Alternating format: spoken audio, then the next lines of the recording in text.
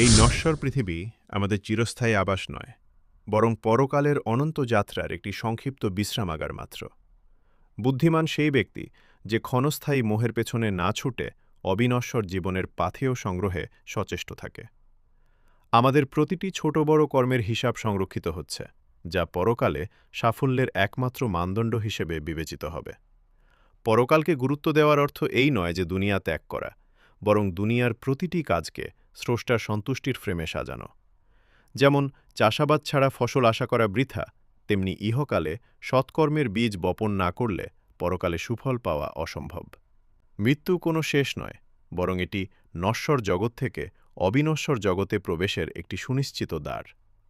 আমাদের সম্পদ, ক্ষমতা বা আভিজাত্য কবরের ওপারে কোনো কাজে আসবে না, সাথে যাবে কেবল স্বচ্ছ নিয়ত ও আমল। পরকালের চেতনা মানুষকে লোভ, হিংসা এবং অন্যায় থেকে দূরে রেখে একটি সুন্দর ও নৈতিক সমাজ গড়তে উদ্বুদ্ধ করে।